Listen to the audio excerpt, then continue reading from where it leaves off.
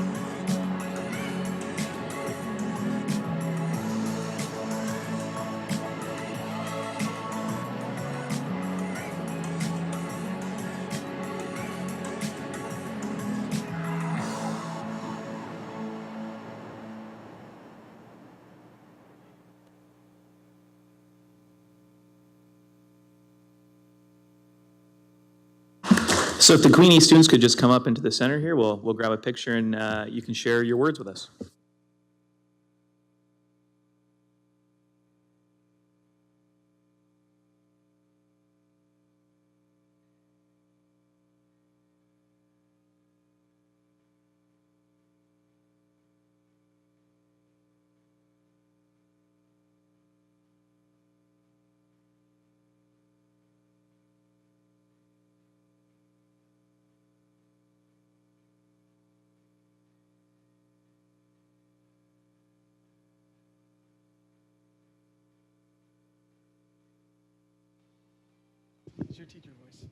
There we go. So again, thank you for being part of this initiative and for sharing with us so far. And thank you for getting up in front of everyone and agreeing to share a little bit about the word that you put on the wall.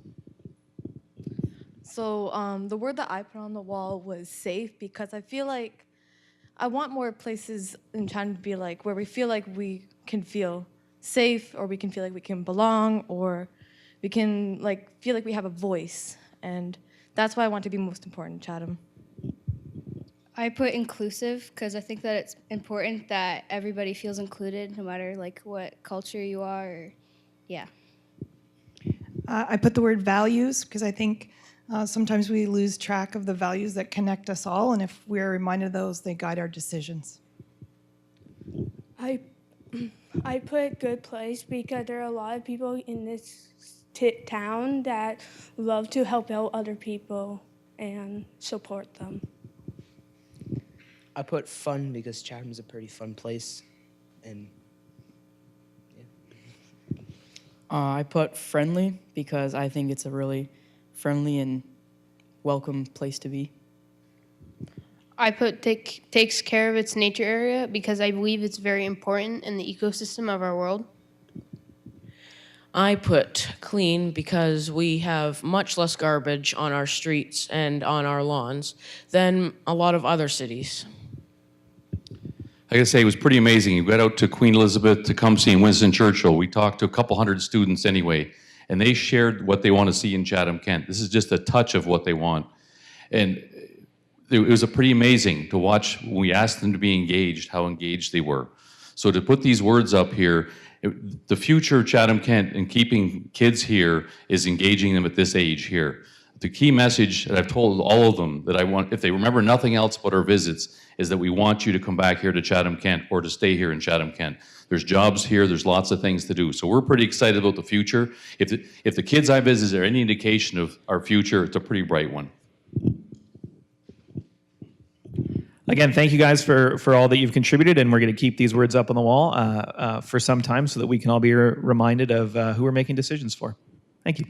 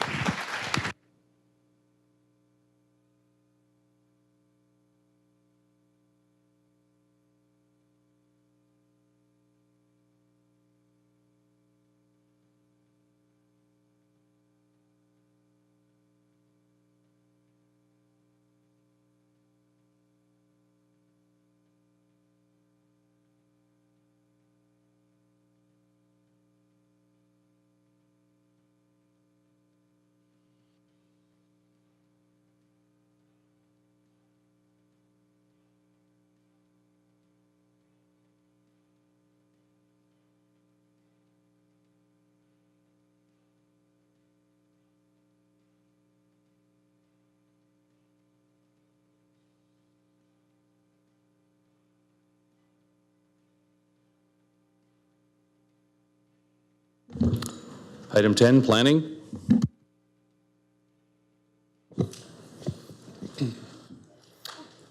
Thank you, Mayor Caniff. The process to be followed for each application will be as follows. 1, the clerk will announce the item. 2, the mayor will ask if there is anyone present other than the applicant or their agent with an interest in the item, and to indicate so by raising their hand.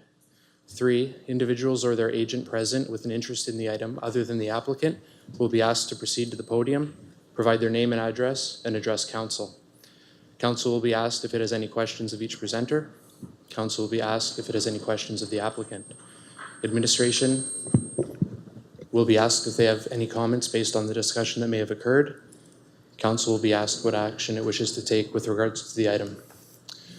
If there is no one present indicating an interest in the item, council will proceed as follows. There will be no presentation by administration. Administration will be asked if they wish to make additional comments. Council will be asked if it has any questions of administration. The applicant will be asked if he or she has any comments. Administration will be asked if they have any comments based on discussion that may have occurred. Finally, council will be asked what action it wishes to take with regard to the item. Notice. If any person or public body that files an appeal of a decision of council in respect of the proposed application does not make oral or written submissions to the municipal clerk of the corporation of the municipality of Chatham-Kent before the proposal is approved, they are not entitled to an appeal to the local planning appeal tribunal unless, in the opinion of the tribunal, there are reasonable grounds to add the person or public body as a party to the appeal. Information on council's actions tonight will be posted on the municipal website. All persons receiving notice of this meeting will receive a notice of passing of a bylaw relating to any of the planning items presented here tonight if approved, including appeal procedures. Any other person who wishes to receive a notice of passing or a notice of council's decision must submit a written request to the municipal clerk. 10A, applications for consent and zoning bylaw amendment. Brad, John, and Alice Erickson, 12758 Smoke Line, Community of Camden, East Kent. Is the applicant, his or her agent present? If so, please raise your hand. Noted. Is there anyone present other than the applicant who wishes to speak to this application? If so, please raise your hand. Seeing none, what action would council like to take with regard to this application? Councillor Pinsino. Thank you, Worship. I'd be pleased to move the recommendations. Councillor Wright. I'd second that, Mayor. Any questions? Seeing none, we'll put it to vote.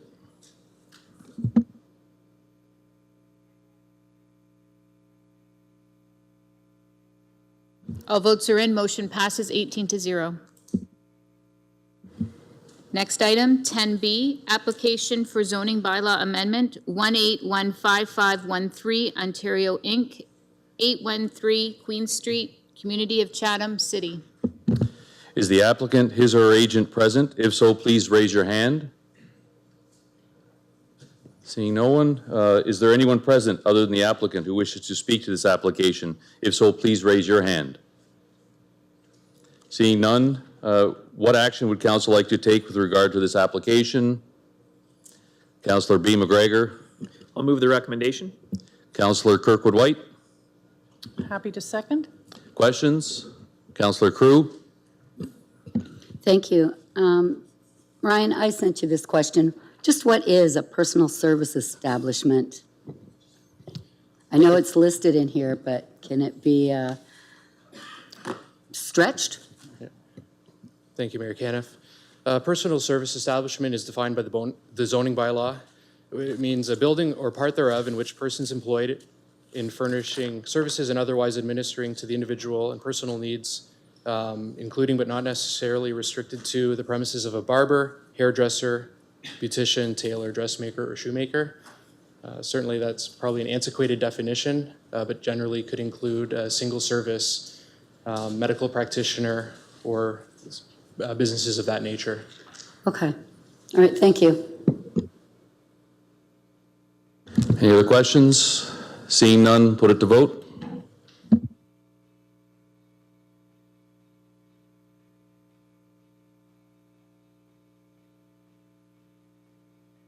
All votes are in. Motion passes 17-0. Item 11, statutory public meeting.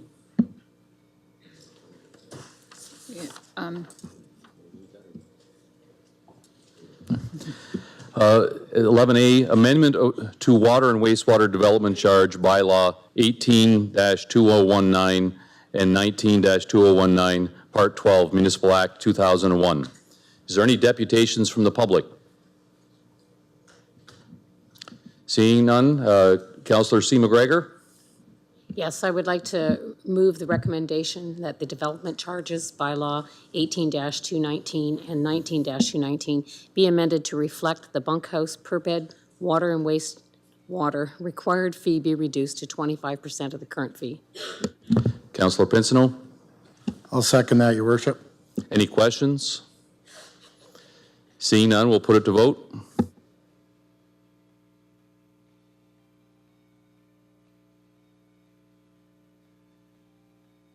All votes are in. Motion passes 17-1.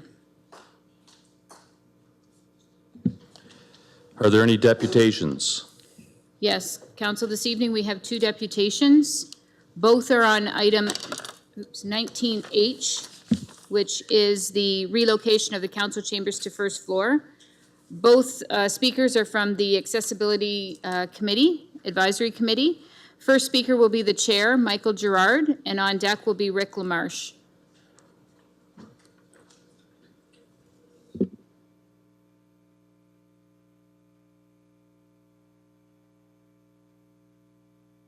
I'll start off with accessibility check. Can everyone hear me?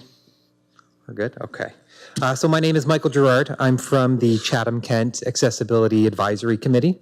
The mandate of our committee is to consult with municipal staff on buildings and structures located within the municipality and to provide council guidance on improving accessibility for new projects and building updates. Firstly, I'd like to thank the council for the support of $1.8 million in the investment in the Wallaceburg Arena. With this investment, we now have an arena that is fully accessible to Chatham-Kent residents. The improvements include a new elevator to the second floor, a new accessible washroom, both ice level and second floor viewing enhancements, a less restrictive lobby area. The members of the CKAAC sincerely appreciate this level of commitment in Wallaceburg. I am here to discuss something very important. We had the kids up here earlier, and I did see one of the words was inclusive. And I think it's very important to touch on that Chatham-Kent needs to be inclusive for all members, including our children as they grow older. So I'm here to discuss that we have a moral obligation to correct the building, the Civic Center. It's important that every Chatham-Kent citizen has access to a place where they can pursue their legal right to be included. This decision will not only affect our current generation, but also future generations. We have an opportunity here to not just meet standards, but exceed them and make Chatham-Kent a role model for other communities across Ontario. We fully understand that there are budget restraints. Of the projects listed in the 2018-2019 CKACC information report, the Civic Center relocation of council chambers to the main floor will go a long way to improving accessibility of our municipal government. The building has over 50,000 visitors per year, and it is the prime headquarters of municipal government used by the residents of Chatham-Kent. I'd like to invite Rick LaMarche down to demonstrate how the chambers are not accessible.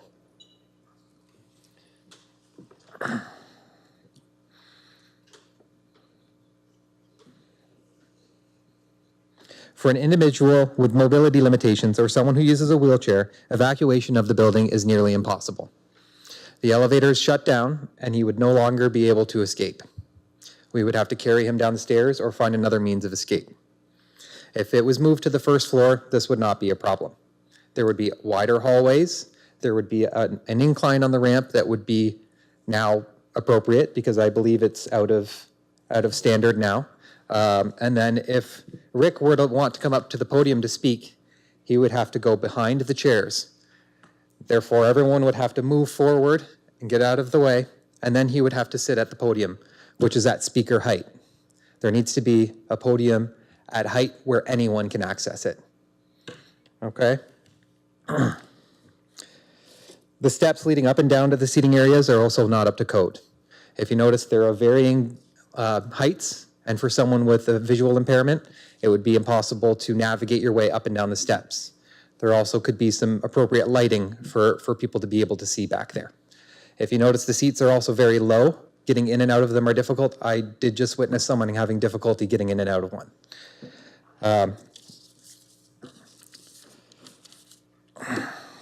Third, there's no accessible washroom on this floor. So if someone needs an accessible washroom, they would have to go all the way down to the first floor and return back up to the second floor. Moving the chambers to the first floor would obviously alleviate this need for an accessible washroom on this floor. Finally, the move would allow for further improvements to overall accessibility. With the recommendations from the committee, the room could be designed acoustically to meet the needs of the hard of hearing. You may not be aware, but someone with a hearing loss requires that they face someone to speak to them, so that they can read lips and so that they can hear. With the current layout of council, it is nearly impossible for someone to have a good view of all the councillors. This is something that, with the advice, with the discussion with the committee, we could alleviate. We could find different ways to make sure that everyone is included.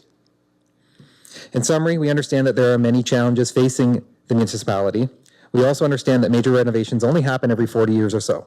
If we do not act now, another 40 years may pass before we can make these changes, and that damage will be irreversible.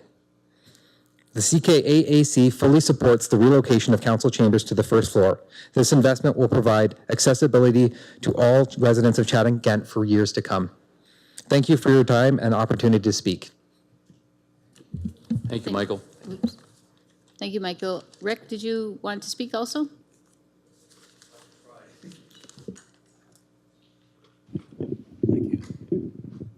I've been living in Chatham-Kent all my life, and since I've been in a wheelchair the last 3.5 years, I've noticed a lot, not just council chamber, but a lot of other buildings that are basically inaccessible due to steps, stairs, or doorways that don't open properly.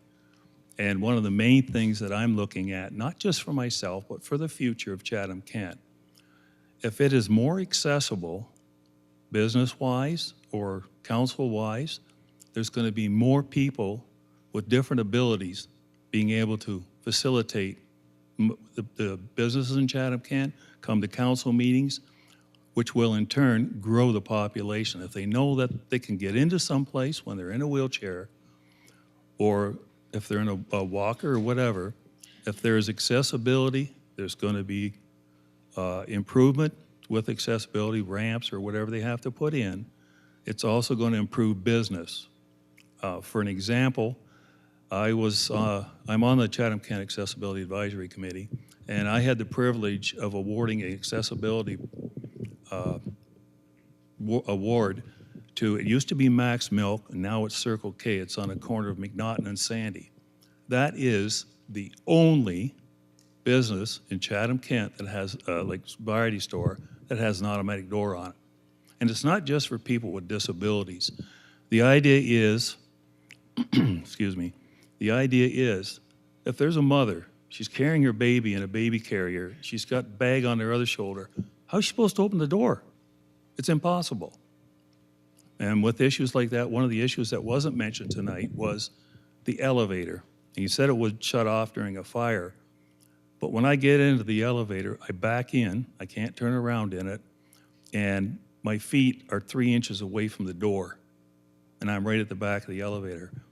And that's just an example, but I do appreciate the time to speak here and make the issues that we have with the, through the Accessibility Committee, and I'm hoping in the future that Chatham will become more accessible, not only for the residents, but for future visitors. Thank you.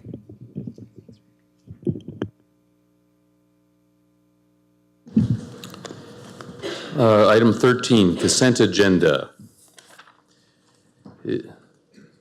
Any items to be removed from the consent agenda and placed aside for consideration and debate separately? Councillor Harrigan? Thank you. Information report A1. 13A1. Okay, can I get a motion to accept all the others, please? Councillor Kirkwood-White, seconded by Councillor Latimer. All in favor? Opposed? Carried. Great, thank you. Just really quickly on this report on the Thames River flooding, I wanted to again congratulate all of the staff and contractors for the hard work that went into the response to the breach on the dike. The report shared with us that the total cost was $60,000, which was for me surprisingly a low number, so I was happy to see that, but I didn't go unnoticed that this is the second time in as many years that we've had something like this happen in Chatham-Kent. So I think we get off easy in terms of the cost per instance, but it's likely something we are going to see very regularly in the future. And I wanted to make the comment that we may want to think about further incorporating this type of planning into the budget process, because right now it's kind of being pulled out of reserves or being incorporated into next year's budget. The only question that I did have, there was a note that they believe some of the dike breaches were caused by like something like a groundhog or a muskrat. Residents have often commented that in years past, there was very effective management of what I'll call rodents and pests that are digging into the dike. But in recent years, there's less of that management taking place. So I'm just wondering if there is something like a groundhog or a family of groundhogs that are seen to be burrowing in the dike, is there a process for residents to notify somebody to get that replaced, or is that something that's not available anymore? Thank you for the question, Mr. Mayor. Councillor Harrigan, the answer is please call the drainage department. And we have trappers and so on that in fact, we just had a trapper call in today. We have a list of approximately 5 to 6 trappers who are available to remove those type of pests if found.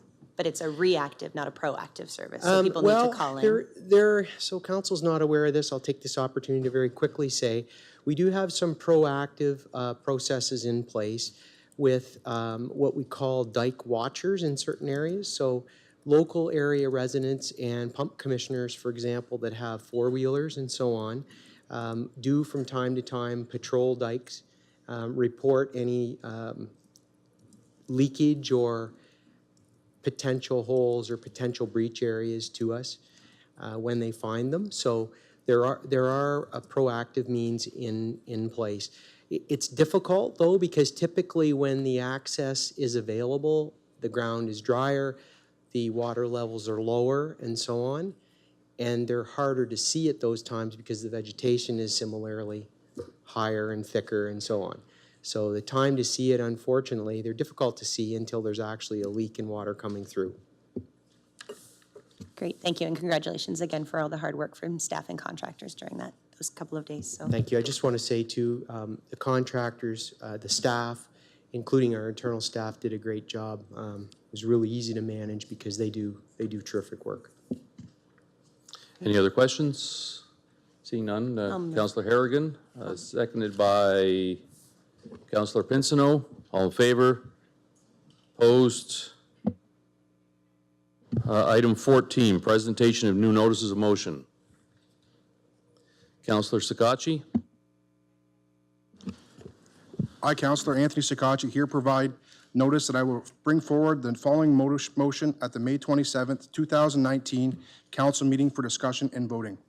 Whereas the municipality is experiencing flooding in areas throughout Chatham-Kent, and whereas the use of sandbags is a simple but effective way to prevent or reduce floodwater damage, be it resolved that administration prepare a report outlining the costs of initiating a sandbag program for flooding victims in Chatham-Kent, and that report to return by council by the end of June 2019. Item 15, tender awards. A point of interest there, Mayor. Yes, Councillor Wright. 15A, I better declare conflict of interest to customer of mine. Okay, noted. 15, tender awards. Item 15A, single source 6 regular cab half-ton pickups, R19-245. Councillor B. McGregor. I'll move the recommendations. Councillor Crew. I'll second that. Any questions? Councillor Foss, followed by Councillor Scotchy. Thank you, Your Worship. I guess the question I have is that there's only one tender for 6 pickups, and there's several dealerships within the municipality of Chatham-Kent, and just wondering why we're not getting any more participation than that.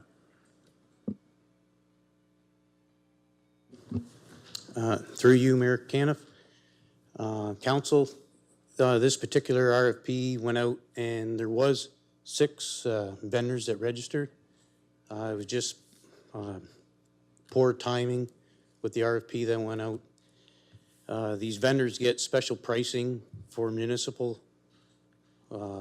contracts, and only so many, they only have so many vehicles slated for the year, and they've been all used up.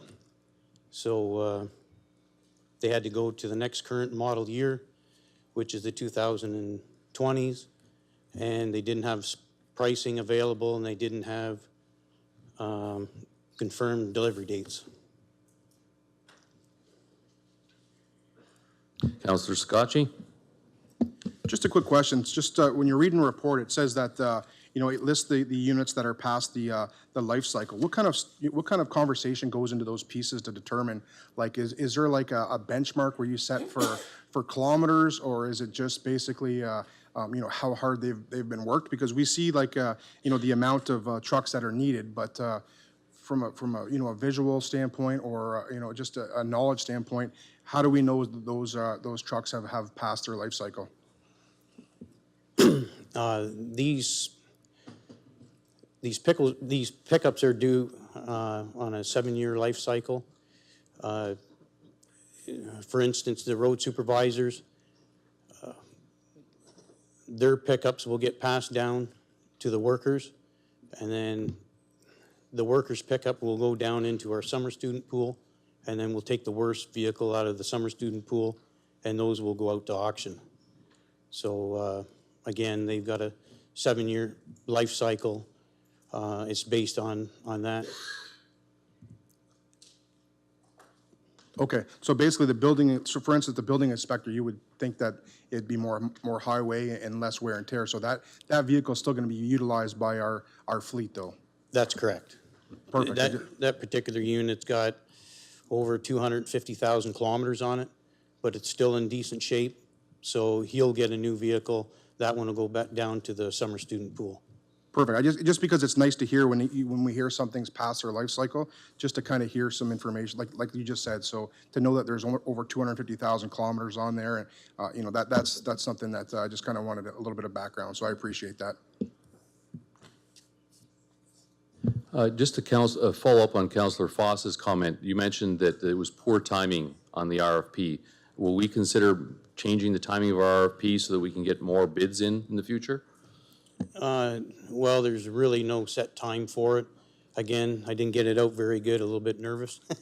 The big three automakers supply all the dealers with an allotted amount of vehicles per year.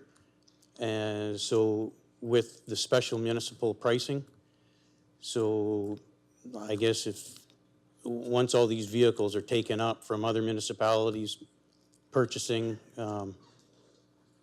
again, they don't have the vehicles to offer us for the contract, and they have to go to the next current model year, which they don't have the pricing nor the firm delivery date. So again, we could get it out a month earlier, but it all depends on the market. Well, that's what I was referring to. If we got out earlier, there might be more availability as far as vehicles go. Okay, thank you. Seeing no other questions, let's put it to vote.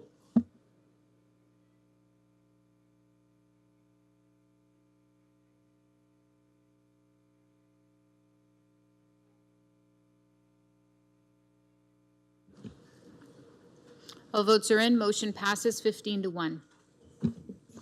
Item 15B, tender award contract T19-143, municipal parking lot improvements.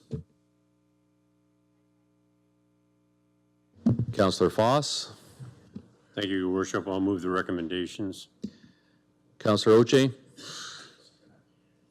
Any questions? Councillor Thompson. Thank you very much, Mr. Mayor. I guess my only concern is looking through the list here. On the list is the Wish Center parking lot, and while none of us would disagree that the Wish Center very much, oh, pardon me, my fault. I was thinking something else entirely. That answers that question myself. That's embarrassing, but that will take me to my next point, which is just tangentially related to this, and I hope you give me a little bit of leeway considering my latest faux pas there. The Memorial parking lot out, the Memorial Park parking lot out in Blenheim has been closed for almost a year now due to I don't know what. And just tangentially, I would like kind of like an answer as to what's going on out there. And I'd like to avoid that situation with any of these parking lots as well, if somebody could speak to that.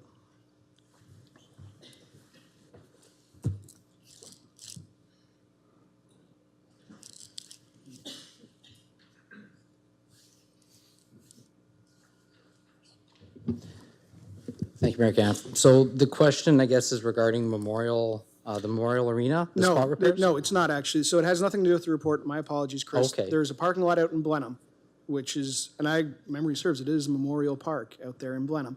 And that parking lot right next to the home run has been closed for almost a year now, ish.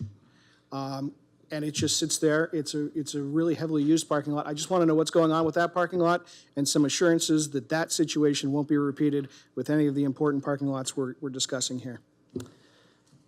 Thank you for the clarification there. I will have to consult that one with, with Jeff Bray. He oversees that parking lot. Okay. We do, once we have a response ready, I'll be happy to get back to you with that one. Wonderful. Thank you so much. Thank you. Councillor Kirkwood-White. Thank you, Your Worship. Through you to Chris, with all the discussion about arenas these days, can you give us an indication of how much the spot repairs at Memorial Arena are going to cost? Ballpark?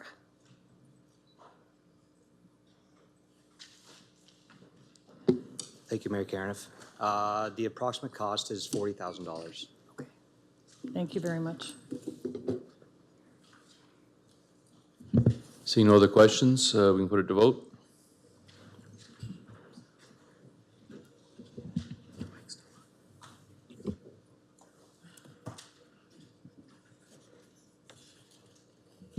All votes are in. Motion passes 17-1. Item 15C, request for proposal award, RFP R19-047, Combined Sewer Investigation Program, Community of Chatham. Councillor B. McGregor. I'll move the recommendation. Councillor Crew. I'll second it. Any questions? Councillor Sakachi. So my quick question would be, since we only had really one complete bid on this tender, is there like a baseline for your matrix final score? Would like 1142 be considered a good score? Is that a number that that you guys would be looking at would be something that would be beneficial? Because it's hard to compare against nothing, right? So I just wanted to make sure that, like, when you're setting your mark is 1142, something that you would be like, that's an acceptable tender. Thank you, Mayor Carniff. Yes, that would be an acceptable number. Just wanted to double check that. Councillor Oche. Thank you, Your Worship. If I'm not mistaken, there is, I believe we were told there's only one road that has combined sewer. Is that correct? Thank you, Mayor Carniff. Can you repeat that, sorry? If I'm not mistaken, at one time we were told that there's only one street in Chatham that has a combined sewer. Is that correct? No, that's incorrect. There is, I don't know the exact number of streets offhand, but there's approximately 32.5 kilometers of combined sewer within Chatham. All right, thank you very much. Seeing no other questions, we'll put it to vote.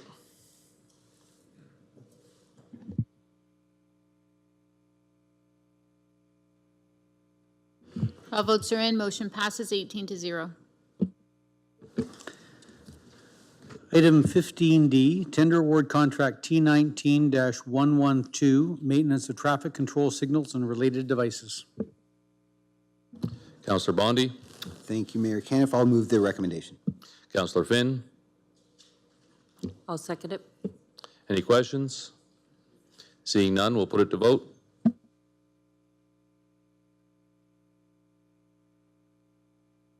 All votes are in. Motion passes 18-0.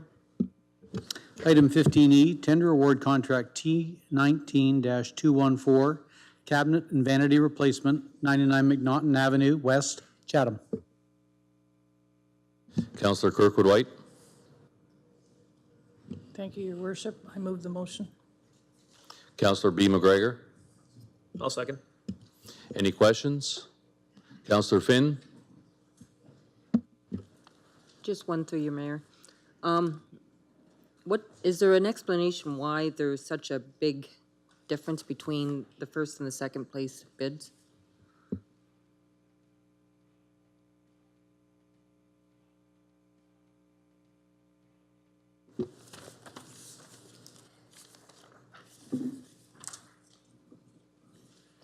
Thank you, Mayor Caniff. The company that was granted the contract is familiar with the type of work.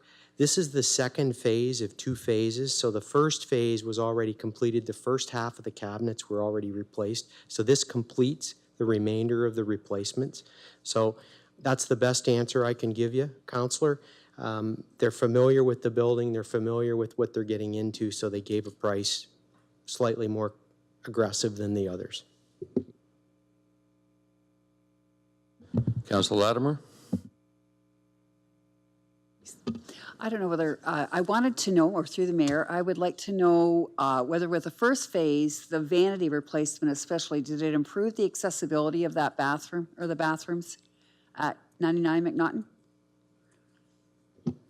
My understanding is that it did. Can you tell me how? I can't tell you how. So what I can do is find out and get it back to you, but that's my understanding. I asked if there were any issues, and Alan assured me that there wasn't, so that there was an improvement. But I can follow up if you'd like an answer on that. That'd be great. Thank you. Councilor Kirkwood-White? Thank you, Your Worship. My question was already answered, the first part of the question about what happens to the other half, but the other half's already taken care of. Is there an attempt to try and salvage some of the units when you take them out? I'm just thinking of Habitat Restore and the opportunity for some of those pieces to be reused. I don't believe so, is the short answer. They're in a state, so this is a number you're liable to hear again later this evening. These things are 41 years old. So there isn't much left of them, and they've been turned over very regularly by the coming and going of clients and so on. So the decision is made not lightly to replace them, and is made that way because they are in tough shape. When you take them apart, I can tell you this from experience, I've done that in my own house. It's difficult to get them apart without wrecking them. So, not likely. Seeing no other questions, we'll put it to vote.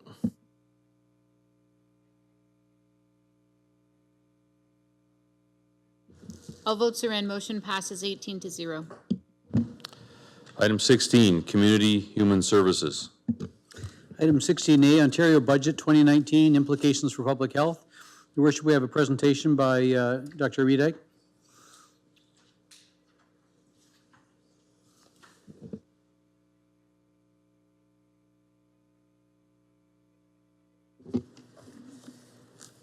Thank you, Mayor Caniff and members of council. So I'm here tonight to speak with respect to the 2019 provincial budget and the impact that that is going to have on both public health and the community of Chatham-Kent.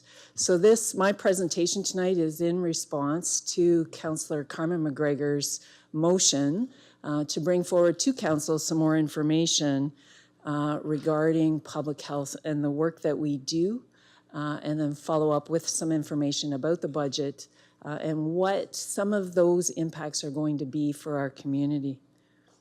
So I think to start, this is probably one of the biggest statements that we can make from a public health perspective. So if you take into account that since the early 1900s, lifespans have increased by 30 years, 25 of those years are attributed to advancements in public health. So if you think about immunization, if you think about pasteurization, if you think about sanitation, and I could go on and on and on, all of those things come from public health. So every day in communities across Ontario, public health is responsible to ensure core public health services are delivered. And I would never have time tonight to go through everything that we do. Certainly there are 5 areas of key public health functions: population health assessment and surveillance, health protection, health promotion and policy development, disease prevention, and certainly last but not least, emergency management. When we look at the impact that public health has, what is key really on this slide is that investment in public health not only saves money in the healthcare system, it also impacts both the social and justice systems. And I've only provided 6 examples here. So if we look at investing $6 upstream, just on that slide, we saved $160 downstream. And it becomes very, very clear what the best path is to ending hallway medicine, and it's public health. So way back in 1833, laws allowed municipalities to establish boards of health. In 1934, there were 800 local boards. There were 700 medical officers of health. Right around 1967, we figured out economies of scale and really looked at the biggest impact in public health happened when public health units were serving communities of around 100,000 people. And it's been well over 100 years from these first legislative acts to when the Health Protection and Promotion Act came into being. And that act sets out minimum standards for public health. The HPPA, as we call it, stipulates what public health programs and services must be provided in all communities by all health units. What it also does is it stipulates how these programs and services will be paid for. And that act is up there, sections from the act that talk about municipalities within the health unit area are required to pay, and that the ministry may make grants, and I underline grants, and that is what the ministry is indicating to us as we move forward with some of the changes that are coming. So actual funding for the provision of public health services has changed over the last several decades. There was a year when public health was funded 100% by the municipality. There were years when it was 50-50. And from about 2005, shortly after the SARS epidemic, public health went to a cost-shared arrangement of 75-25, and it has remained that way since the release of the provincial budget on April 11th. There have been several programs over the last 15 years that have been introduced that have been funded 100% by the province.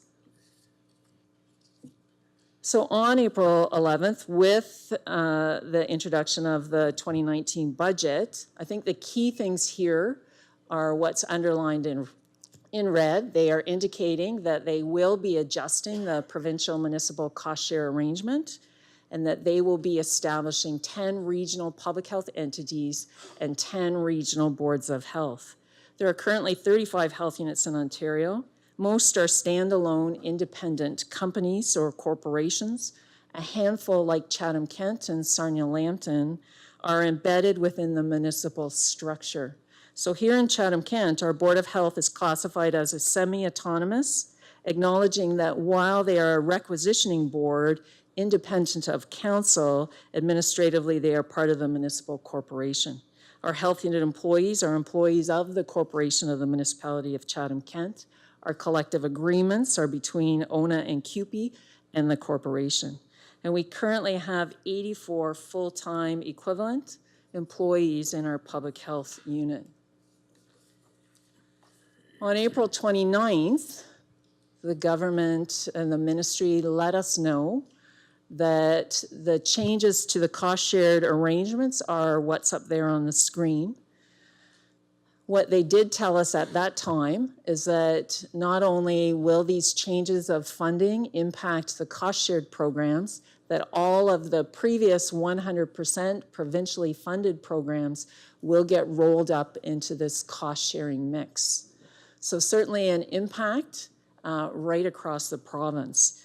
It's important to note that the $200 million annual provincial savings that are targeted and identified within the budget incorporates provincial savings related to the cost-sharing change and related to savings from the proposed creation of the 10 regional public health entities.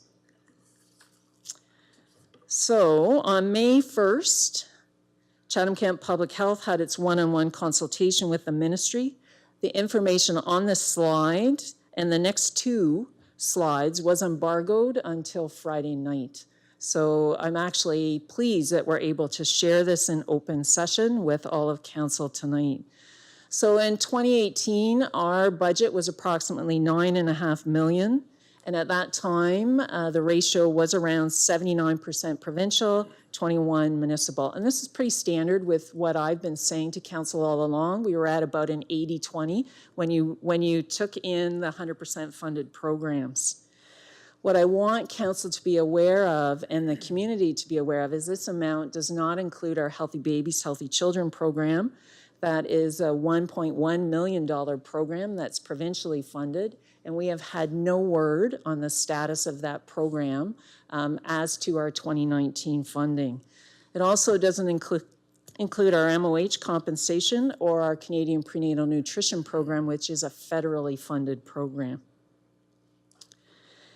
January, February, and March of 2019, the funding ratio will remain 75-25 for our mandatory programs and 100% for our provincially funded programs. The move to 70-30 will be retroactive to April 1st. So we are actually hearing about this after the fact, after the province has already made that change. So the impact to the municipality is $900,000 of municipal funds that are required to reach our budget. The province has indicated that we will receive one-time mitigation funding for 1920 in the amount of approximately $700,000. So the remaining $200,000 will be the responsibility of the municipality to meet that budget share, that cost share change. For 2020-2021, funding will continue at a 70-30 cost shared arrangement, and the province is proposing a 10% cut to budgets across the board, and they are asking us to find that through administrative efficiencies. And that's a significant impact to health units across the province. And they are also indicating that no programs or services can be impacted with this funding change. The 35 current boards of health will cease March 31st, and the new public health entity board of directors, the 10, will be in place on April 1st. At that time, the cost-sharing at 2021-2022, the cost-sharing arrangements for Chatham-Kent will change to 60-40, as we will become part of one of the 6 regional public health entities with a population over 1 million. There will be 6 of those in the province, the 6 over 1 million, 3 under 1 million, and then the actual city of Toronto. So the other thing that we were informed of is that for 1920, Chatham-Kent will receive $600,000 for the low-income seniors dental program. They are indicating that this is 100% provincially funded. I did ask, will this stay 100% provincially funded? And they could not answer that question for me. So Chatham-Kent's public health entity, the proposed area, are the 6 counties, municipalities, cities, towns that are up there. I think what's important to note is that is 1,270,000 people. So significant in terms of the population base. What's more significant is that it's 14,500 square kilometers that will be part of our region. So public health really prides itself with protecting and promoting the health of our community. Health happens at a local level where we live, where we learn, where we work, and where we play. And so the next 3 slides, what I really wanted to share with council is really some of the work that we do here locally that a lot of people don't realize. And I could stand here for hours and go through all the programs and services. Our mandatory services binder is about 3 inches thick. But what I've pulled out is one thing from every one of our program areas.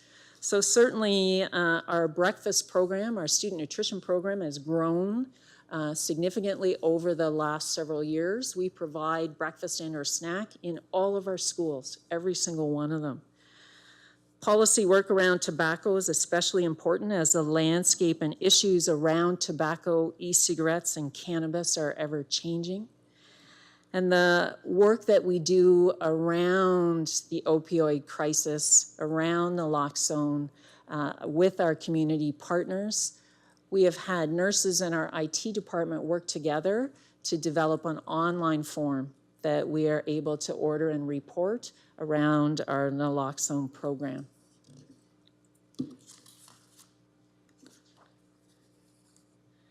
Sexual Health Clinic program works to prevent and control sexually transmitted and blood-borne infections while promoting healthy sexuality and safer sexual health practices.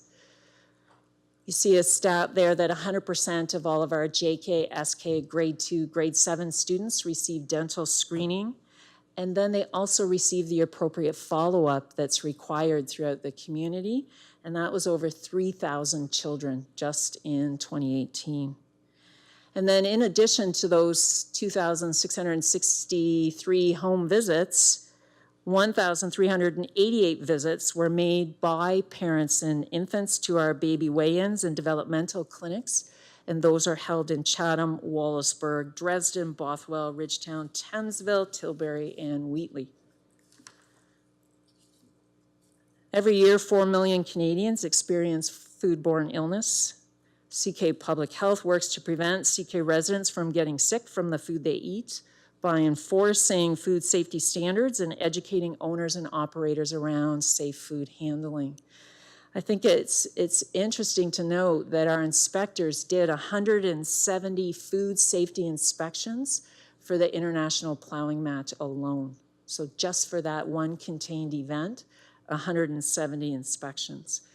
And then last but not least, certainly the amount of surveillance that's done by public health, whether that's CK counts, the ward-specific census reports, infectious disease surveillance reports, outbreak status reports, on and on and on, are all completed by public health and are all used by organizations throughout the community. So, overwhelming slide. Key role of public health is the work that they do on partnership and collaboration. This is a listing of the committees and community tables that has public health representation on it. We often play a significant facilitation role bringing people and groups together to improve the overall well-being of the citizens of Chatham-Kent. Everyone and every committee on this list believes in collective impact. We work better when we work together. Moving to a regional governance and oversight potentially places every one of these partnerships in the unknown place of what happens next. I also want to add that we do partner with our local our regional public health units. We certainly work very closely with them on a number of programs and services that we deliver. This slide here are more established partnerships that we have. And what I want to highlight are the groups that are listed under the municipality of Chatham-Kent. So certainly being part of the municipal structure has provided an environment where public health partners every week with one of our municipal divisions. This has allowed us to deliver more programs and services with greater reach throughout our community. A great example is Movies in the Park. If we were to do this alone, we would only be doing movies in Chatham.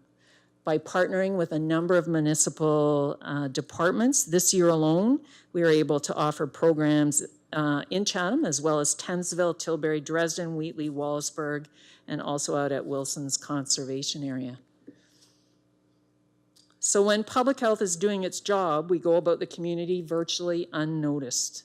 Nobody talks about the child who didn't get meningitis, or the restaurant that actually passed their health inspection, or the people who are alive because their water is safe to drink, or the thriving babies who receive follow-up in their home, or the young adult who doesn't get skin cancer from using a tanning bed, or a sexually transmitted disease because they practice safer sex, or the older adult who lowers their risk for emphysema, cardiac disease, and cancer because they actually stop smoking.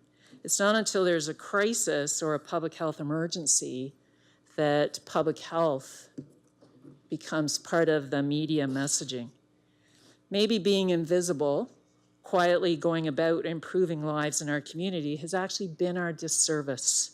So I'm here to say, along with members of the Board of Health, and there are many of them both around this council and in the audience, and many of our staff are here tonight, that public health does matter, that our programs and services are available to everyone, whether you are young or old, educated or not, healthy or chronically ill, economically stable or homeless, whether you're a longtime Chatham-Kent resident or a new immigrant, whether you're rural or urban. Public health serves the entire community. And just like the kids in this picture, Chatham-Kent can be healthy. And so please follow us at #WeAreCKPublicHealth. Thank you. Any questions? Councillor B. McGregor. Thank you, Mayor Caniff. I just wanted to reiterate that I think I can speak on behalf of the Board of Health members when we say that we're in agreement that public health matters and that it matters within Chatham-Kent. A lot of the media attention has gone, I think, in this issue to Toronto. When you look at newspaper articles and news stories, it really has been a message about Toronto. And I think that now that this information is no longer embargoed, it's appropriate for us to say that it will deeply impact our community as well, and we're concerned. So I think that I want to make sure that the public knows that the Board of Health is concerned. I hope that Council understands the depth of that concern as well. A few things that I just wanted to clarify. So when we go into a situation where we're part of a much larger unit, right now we have a great, obviously, relationship between the Board of Health and the municipality when we talk about, understanding cost and where those go in our communities. When we're sharing that health unit with multiple municipalities, I think it's important to know that it's a situation where we're effectively sent the bill. So we lose a significant amount of municipal control over cost, and I think that that's a message that needs to be put forward. And I think that individuals in a community that's gone through prior amalgamation will understand the concern over that system. So is that sort of an accurate assumption of how funding works? Through you, Mayor Caniff, yes, it is. So under the Health Protection and Promotion Act, health units or the boards of health will come up with their budgets and they will provide a bill to the municipality. Thank you. Councillor C. McGregor. Thank you. I won't repeat what Brock said. He said it very well on behalf of the Board of Health. I would like to thank April for bringing the presentation to us here tonight. I think since I first heard at the provincial level, at the alpha level, when this all started to unfold, every day I would wake up thinking, maybe this will just go away. Maybe our province will change their mind, but it's not going to work that way. So, we've got a lot of work ahead of us, not only around this council table, but through the public health as this transition takes place in such a short period of time. I think probably less than 11 months at this point of time that this is going to take place. And that as we're working through this, that we continue to keep the public informed so that they understand when changes happen at budget time coming next year, why these are happening, and that also in the same token that as a council and as a public health, that we do the best to work through this and work with our government. We have no choice. Let's work with our government to get the very best that we can possibly get for Chatham-Kent and for everybody within our communities, and that we always keep public health at the very top of our list of priorities going through this. Councillor Foss. Thank you, Mayor Caniff. April, thanks for the great presentation. I know it's a difficult one. We've been going through a lot of uncertainty over the last 3 or 4 weeks when we first were aware of it, and we weren't really able to reveal because of the embargo. Board of Health has created a lot of relationships, and I think the last Board of Health meeting was a prime example of our relationships with the the school board and working cooperatively with them in initiating a lot of the programs that we do share. My fear is because we're going to lose that local autonomy, those relationships can be lost. And I think that's a very important factor that we have to deal with. I'm frustrated, and I'm sure the whole Board of Health is. I'm sure the staff is frustrated. They're not sure what tomorrow holds for them. We wish that we could reassure them, but we can't. Our worries are your worries, because we want to make sure that we get the best deal when this amalgamation takes place and time repeats itself. We went through a municipal amalgamation. That was a very frustrating time, but it was within a 2,500 kilometer radius. This one is going to be over 14,000 kilometer radius. You talk about autonomy with the local community. I don't see how you're going to do that in a geographical area the size of that. So rest assured, we're going to do our best to make sure that we're not lost in the shuffle, that we're going to be first and foremost in trying to get the best deal that we can get. Thank you. Can I get a motion to accept the report? Councillor Kirkwood-White, seconded by Councillor C. McGregor. All in favor? Opposed? Carried.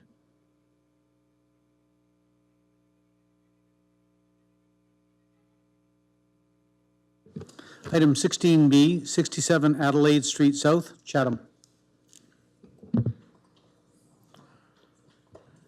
Councillor Foss. Thank you, Your Worship. I'll move the recommendations. Councillor Finn.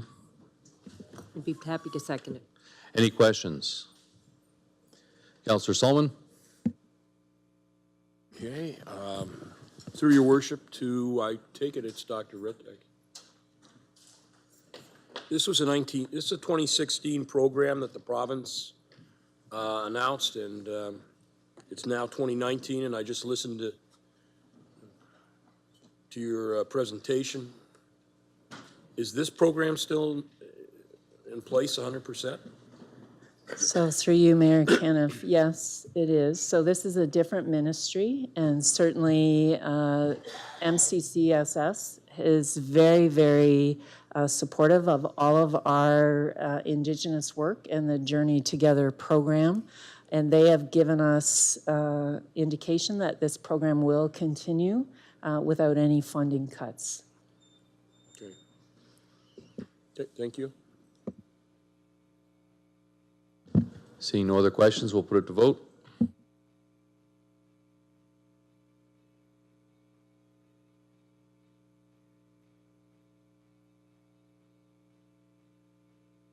All votes are in. Motion passes 17-0.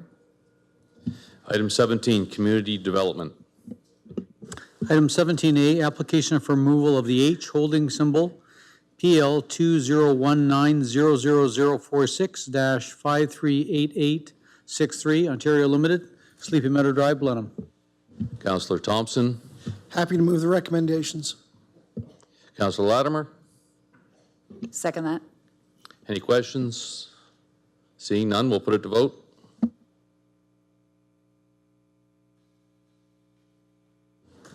All votes are in. Motion passes 17-0. Item 18, Finance, Budget, and Information Technology Services. Item 18A, tax rates 2019.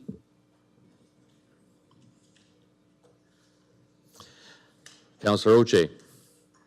Thank you, Your Worship. I'd like to move this. Councillor Kirkwood-White. Second the motion, thank you. Any questions? Seeing none, we'll put it to vote.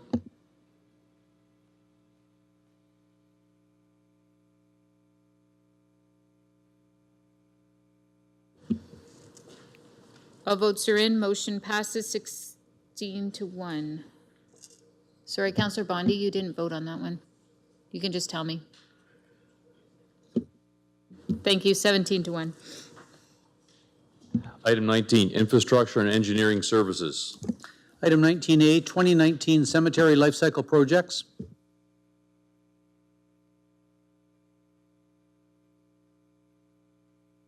Councillor Crew.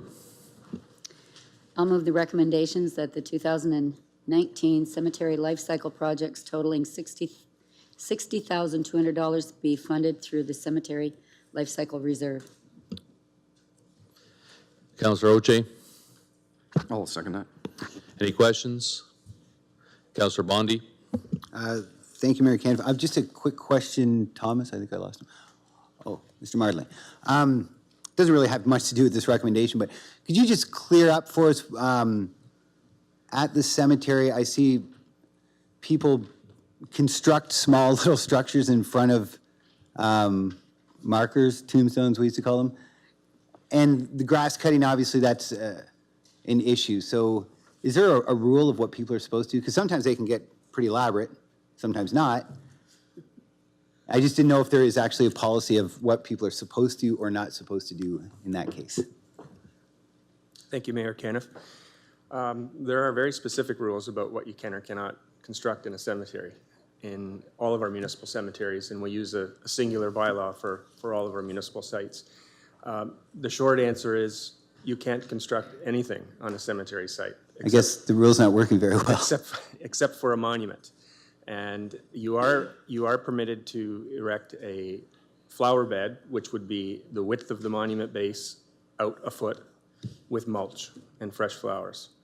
And we get into situations where people get very elaborate with bricks and blocks and particularly stones. And it's the single largest issue that we have for cemetery maintenance. And in particular, the equipment that we use to perform our work is very large. Backhoes are 7 feet or wider, vault trucks coming in from different vault supplying companies, monument companies, all needing to pass up and down cemetery aisles. So inevitably, these things get driven over because they're in our way. And then the phone calls come to the cemetery office that we've destroyed somebody's elaborate creation at the cemetery. It's a delicate balance. Over the last few years, we've taken a great effort to try to educate the people that are visiting our cemeteries what you can and cannot construct. We have a very diverse information package that we provide to new interment right holders. Anybody that has ordered an opening or closing service through the cemetery office gets a list in plain language which explains what they can or cannot do, along with the bylaws. And this year in particular, we've posted some new signage in addition to signage that we put up several years ago to try to educate people as they're driving into the cemetery that perhaps those items in your trunk should stay there.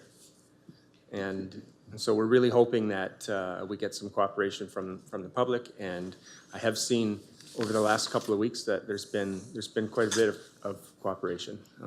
There are some people that are inherently upset with us as we try to enforce our bylaws. But we're really counting on the public's help to make the aisles as accessible as possible and the cemetery decorum as nice and as beautiful as possible, and to make it easy for our grass crews to perform their work. Well, thank you very much, Colin. It's almost like you saw me coming, but good, great answer. Thank you. Seeing no other questions, we'll put it to vote.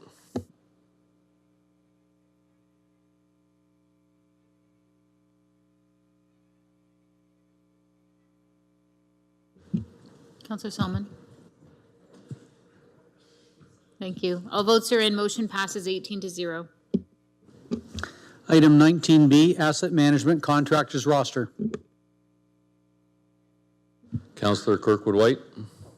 So moved. Councillor Foss. I'll second that. Thank you. Any questions?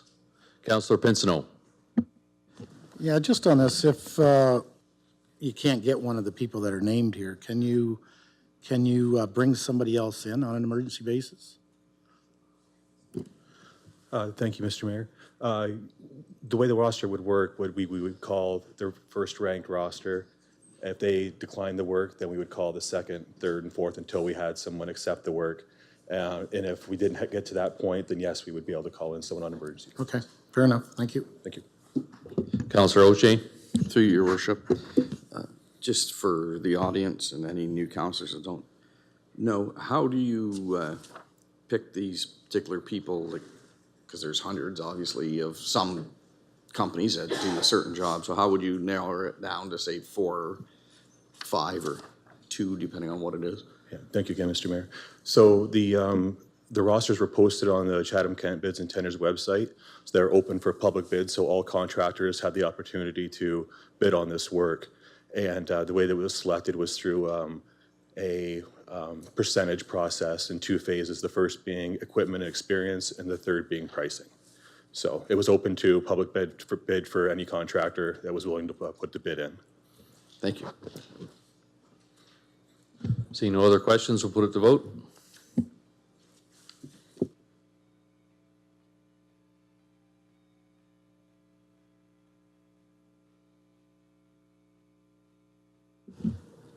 All votes are in. Motion passes 17-0.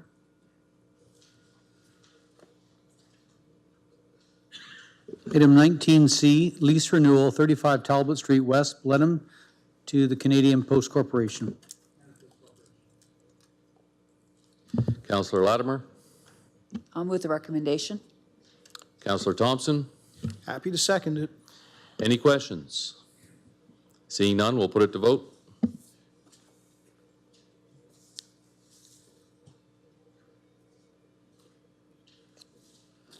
All votes are in. Motion passes 17-0.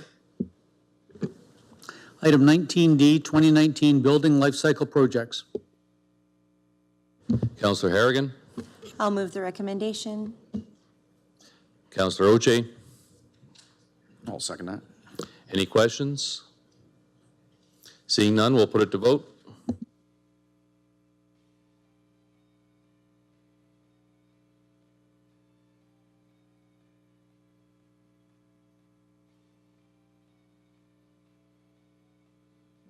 All votes are in. Motion passes 16-1. Item 19E, motion by Councillor Hall regarding construction site security. Councillor Hall, Thank you, Mayor Caniff. Whereas the municipality of Chatham-Kent invests in various construction projects on an annual basis, and whereas these projects support multiple areas of strategic focus for the municipality, including infrastructure, recreation, and travel throughout the community, and whereas the investments into many of these projects reaches multiple millions of dollars, and whereas the timely completion of these projects is essential for Chatham-Kent residents, and whereas some current projects underway in Chatham-Kent, including the Fifth Street Bridge project in Chatham and the Lord Selkirk Bridge project in Wallaceburg, have been subjected to multiple instances of trespassing, theft, and vandalism. Therefore, be it resolved that administration investigate and provide recommendations to council detailing potential options for adding additional security measures at construction project sites in Chatham-Kent, including possible adjustments, additions, or alterations to the RFP and tender award process. This report should be provided to council before August of this year. Councillor Bondi, I'd be happy to second it. Councillor Hall, you got the floor. Thank you, Mayor Caniff. Just very briefly, I think the motion is clear and hoping for council support tonight. I'd like staff to look into this and do a bit of an investigation, do some research, see if there's any best practices surrounding our community or in other communities that could be incorporated here as well. Yeah, just hoping for council support tonight so we can hear that report and get that information. Seeing no other questions, we'll put it to vote.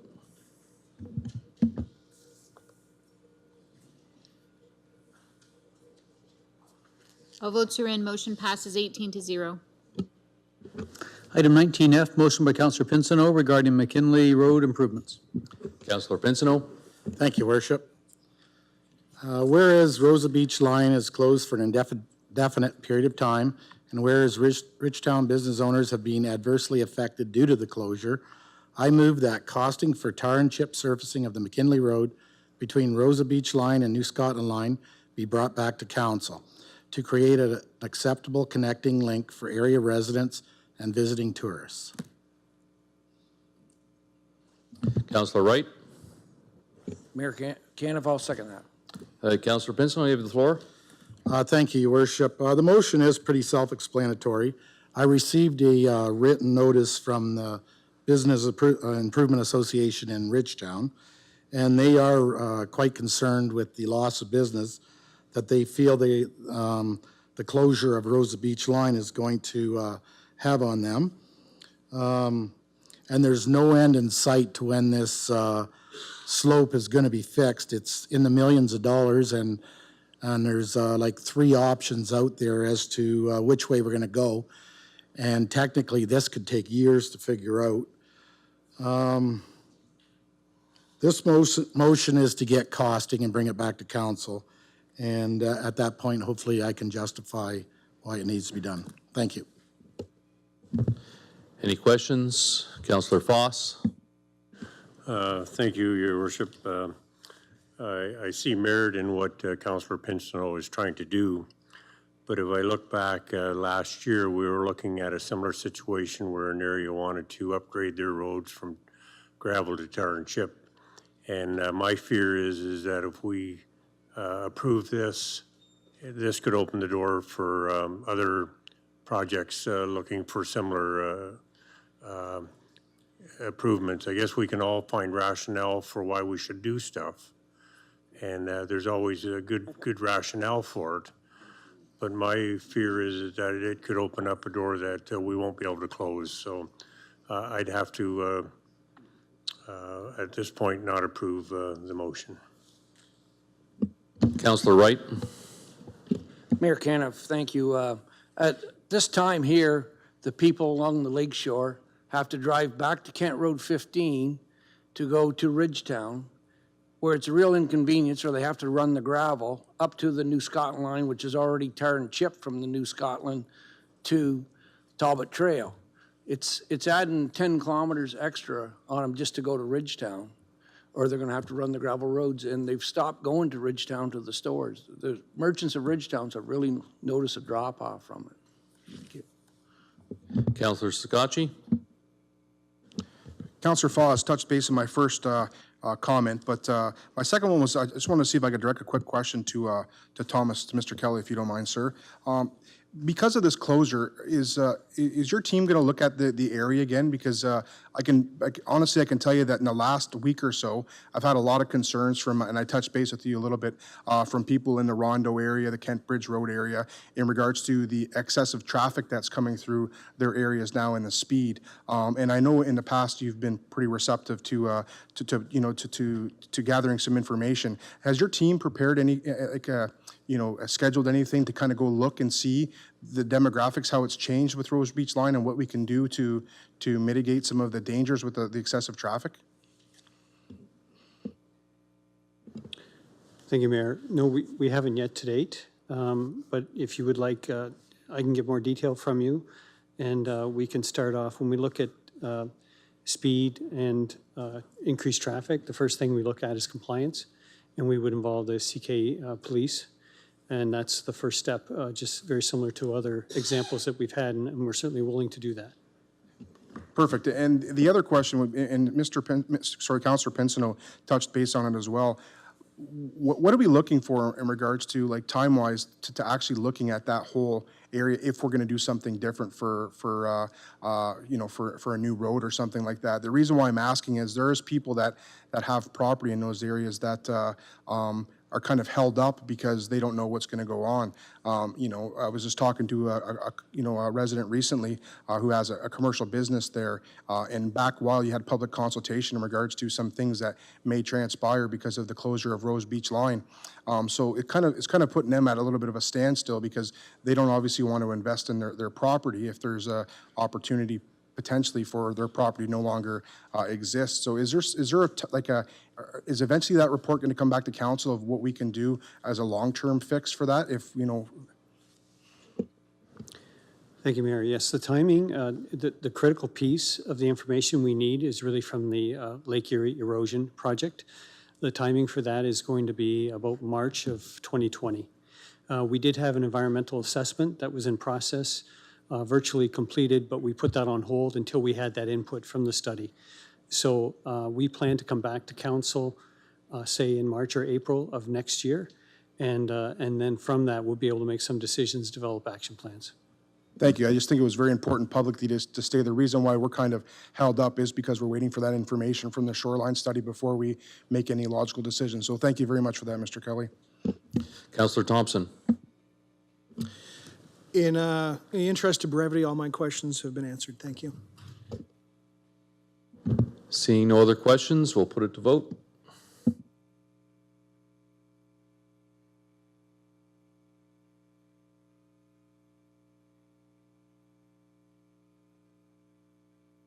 All votes are in. Motion passes 12-6. Item 9H, relocation of council chambers to the first floor.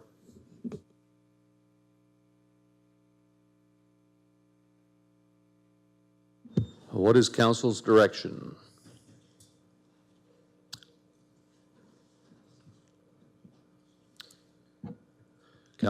Councillor Crew? I'll put it on the floor for discussion, move the recommendations to improve the accessibility of council chambers, that council chambers be relocated to the first floor at an estimated cost of $1,500,000, design and construction to be incorporated to the overall Civic Center Life Cycle Upgrades Project, Appendix A. Councillor Foss? Thank you, Your Worship. I'll second the motion. Questions? Councillor Bondi? Thank you, Mayor Caniff. It's really more comments than a question. What we heard this evening, the accessibility issues, I understand. I think they could be solved with minor alterations to the existing council chamber that we have now. The Civic Center, council chambers, it's not perfect, but we don't live in a perfect world. It's certainly workable. I really don't see any big problems with the entire Civic Center, because if we do approve this, we're effectively triggering a $16 million renovation. And this is primarily a Civic Center renovation, principally benefiting staff and council. Now, I'll speak only for myself, but in the last 8.5 years, the amount of complaints I've received about the state of the Civic Center is zero. Complaints about potholes and roads, hundreds, maybe 1,000. So really, if we're prioritizing what to do with taxpayer money, I really don't think this is it. Like, this place isn't perfect, but an incredible renovation I don't think is in the taxpayer interest, and it's certainly nothing I've heard people clamoring for, that we fix up the Civic Center. So I will definitely not be supporting the recommendation. Thank you, Mayor Caniff. Councillor Latimer? First of all, through the mayor, I would like to say thank you to the Chatham-Kent Accessibility Advisory Committee. I'm not sure if their representatives are still here or not, but I'd like them to know that, or for people who may not know, that they are one of the largest of all of our councils or committees of council, and certainly one of the most dedicated. While they diligently recognize that we have fiscal responsibilities and restraints, they always very politely and consistently work to improve our awareness about the areas where we can be doing a better job at meeting the needs of our sensory and or physically challenged constituents. I think tonight, even the children who made the presentation earlier, the top of that triangle up there, you see a safe place. That's important for all of us to recognize that at some points, there are a lot of reasons why this is not the safest place for even us sitting here, or for the public who come to hear what's happening in their municipality. We also want to make everyone feel like they belong and are welcome. And we need to realize that there are a lot of people in the public, particularly those who are hearing impaired, who cannot come to this council chamber to make a presentation and or to hear one. It's really important to realize that. It's also very important, I think, although the committees is not made up of professionals, they certainly are, they visited here and pointed out things that a lot of people may not realize. And for example, the ramp that is here, it is not even to code for our previous code for every inch of height you have to accommodate, you should have 12 inches in length. That's not even meeting that. The current code is for every inch of height is 20 inches of length. So those are the things. The washrooms on this floor, if you are physically incapacitated, such as Mr. LaMarche, who is here, he cannot use the washroom on this floor. He can't get into it independently. There's no room for him to use that washroom.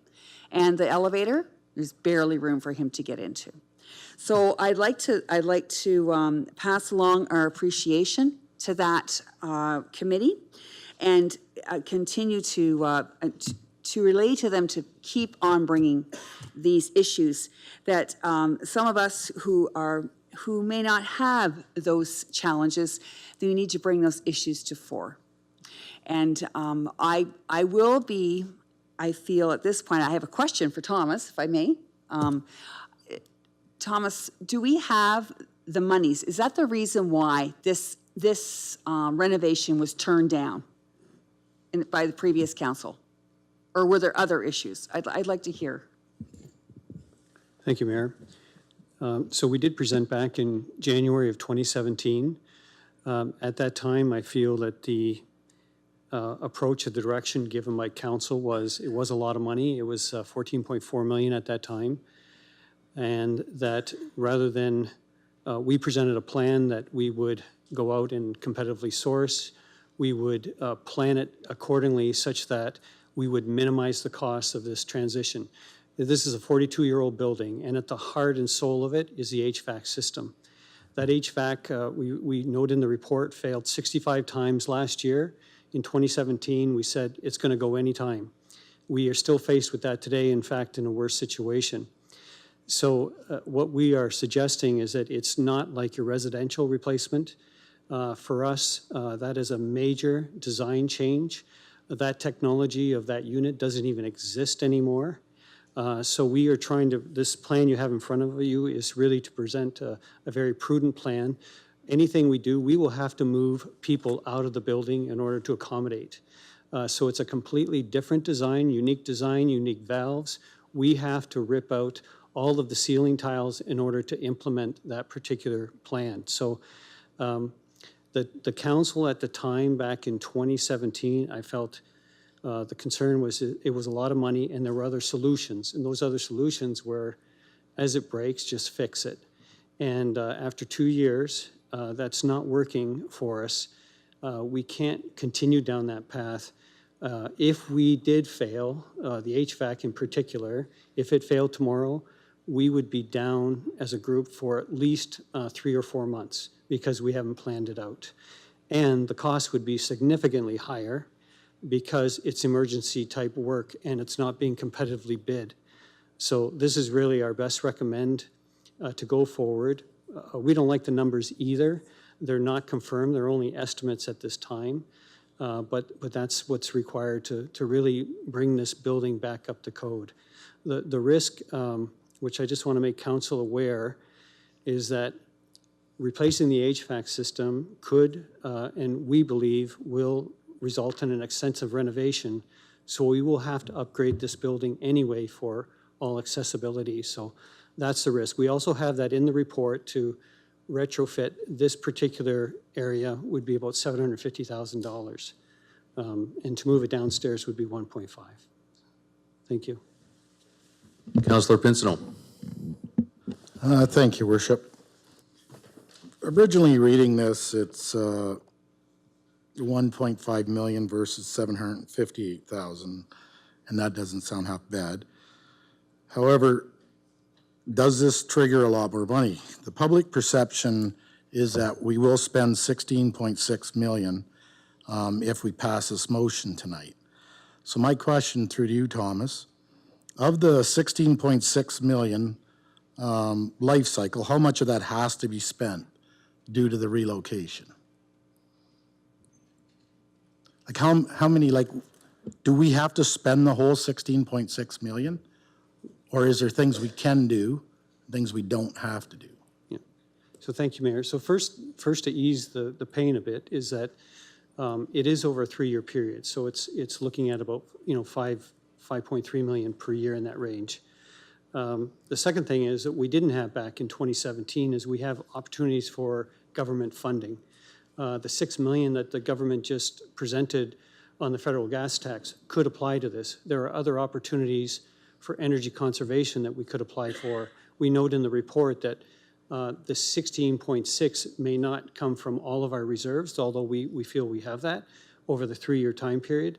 We hope to get government funding in order to make this change as well. So will the life cycle upgrades, will they be done regardless of whether we relocate chambers downstairs or not? So there's nothing in the 16.6 million that's extravagant whatsoever. It's basic improvements, infrastructure, windows, electrical, they're all listed there. When we do that, one incremental change is fire safety, which is an addition. The rest are just really replacement. That's a requirement of the code that if we're going through an extensive renovation, we have to have a sprinkler system. So that is one cost that is incremental to, say, basic renovations. But we have no choice in that. And it's there for a reason. It's really a good idea for the safety of all of your assets, your property, and your people as well. So, so even if you go ahead with the repairing the HVAC system, does that trigger the where you have to bring your building up to standards? Thank you, Mayor. In my opinion, yes. That's going to be a requirement. I would like to avoid it, but I don't see any way of doing that because we're going to have to move interior walls. We're going to have to rip out the tiles. And it makes only perfect sense that when we do that, we would redo the electrical and we would also redo the lighting. So could we take further off? It would be a case of we've taken out all of the ceiling tiles. Here's a chance to put in LED lighting that'll save us more energy. We could say, no, we don't want to do that, but it doesn't make logical sense to me because that will pay for itself over time. Okay, and final question, Thomas. There was talk of trying to relocate the fire department to the other side of the railroad tracks, somewhere on the south side. Is that still in the works, or because that frees up a lot of space downstairs as well? Thank you, Mayor. So we haven't had any further discussions with the fire. Maybe my colleague would like to speak on that. That is something that is really we see as future planning, but I'll let Bob speak on that. Thank you, Thomas. Your Honor, I think when we first started looking at this project in 2017, I think Thomas and his colleagues determined that the fire station was going to be out of scope for this conversation. So it's looked at as a separate project after the Civic Center is dealt with. So it is your plan that council is going to stay here? Thank you. If you go back to the 2017 report, we actually looked at a new building. A new building from building asset management would be the best solution. However, the cost is significantly higher. It's in the 30s, and that's highly contingent on the land that you need to purchase, where it's going to go. And if you buy an existing building in renovations, we looked at that extensively over the last year, and still the option that we're proposing tonight is the best option. My greatest concern, again, is the HVAC system. That is going to go, and and we just want to plan for it properly. And I'll work closely with our CBO on that, our chief building official. I don't see any way we can avoid it, and we will come back to council with the costs as we get them, architectural for starters, and then once we tender, we'll present that as well. So it is your plan to make this as part offices or whatever up here? Yeah, yes, thank you. So if we were to move this area downstairs, what's shown in the report is that, first of all, we would bring it up to the latest standards. We would also, this building is completely underutilized during the day on a regular basis because it's just not that functional, but we wanted to take the viewing area and make that a flexible area, one that could be used for other committees, could be used for training. So we want to take better use of that particular space as well. All right, thank you. Councillor Kirkwood-White. Thank you, Your Worship. This is one of those nobody's going to be happy with whatever decision is taken, but I have to echo Councillor Bondi's concerns and comments. I'm a little apprehensive about making a decision like this. We are in the process of determining what our council priorities are, and we haven't yet finalized our strategic plan. That's going to happen in the next month and a bit. And given what we heard from April tonight with regard to the funds that we're going to need for public health, infrastructure, transit, recreational facilities, that will serve the majority of residents, I'm just a little nervous about approving a recommendation like this. Councillor C. McGregor? Thank you, and through the mayor. So one part I would like to ask, this amount of money that's up here for the design and the move, is this including all the costs that we're going to incur by moving employees out of the building while we're doing renovations? Or is that going to be over and above costs we're seeing in this report? Sorry, could you please clarify the question? Thank you.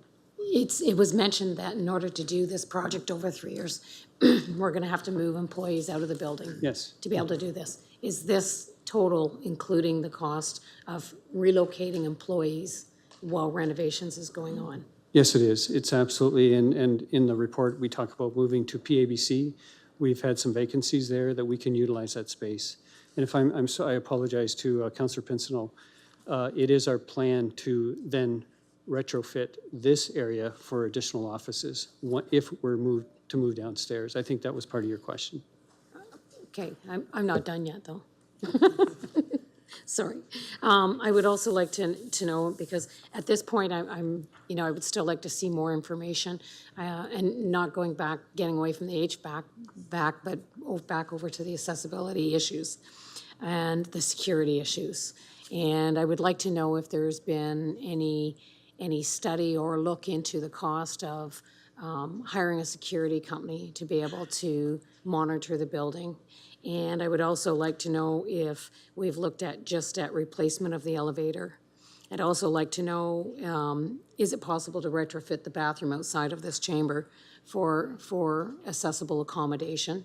I know it's a fairly large one, so I'd like to know if there's the ability to do that. So I would myself, and I know I would have to have support to do this, but I know there's a number of questions from many of us here. I'd like to refer this back to administration for further answers and further clarification as to our options. And the other thing I would like it looked at, has anybody ever looked at moving this council chamber out of this building completely to a one ground level building that would accommodate the mayor or council? Need a seconder on that if we want to move ahead. Oh. Councillor Thompson? Apparently. So any questions regarding the deferring this and referring it back to administration? I'd like to know specifically, referring it back to administration for what? To add to what we've got right now? Councillor? Do you have the list?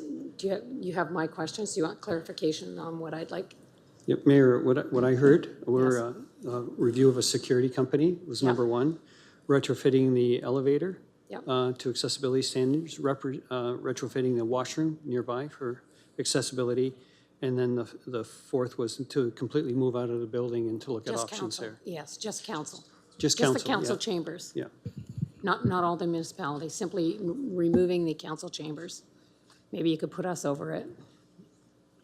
PPAC or PPAC, whichever building you were talking about. Thanks to you, and I have looked at some of those, but I'll put those in the report. To Yes. see if they would be properly accessible or whatever, simply to move us Yeah. in one direction. That, I don't know if anybody else has any further questions, but I'd like some of those answers before I can make any decision. Okay, Councillor Crew, this is specifically related to the motion to defer. Yep. I would like to also, I don't know if you mentioned it, but an option where we make this chamber completely accessible as well, if we have those other things in place, that if we don't need to move. Yeah, I'm in full support of it. Councillor Harrigan? I'd also, kind of on a different tangent, but still under the theme of more detail, more information, would like to understand more the cost difference if our HVAC system were to fail and we would have to replace it on like an emergency basis versus if we go out to tender. And then also if there is any sort of plan in place if the HVAC system, from a staffing perspective, were to fail without notice or warning. Councillor Foss? Thank you, Your Worship. I guess I'm looking at the requests there, and the only thing I can see is that can't be done until we have an architectural study done on it. And maybe that's basically what you're asking for. And I think that makes more good sense, to approve an architectural study on the building. That will give us all the answers that we need. So I don't know whether I can make that a friendly amendment to Carmen or C. McGregor's motion.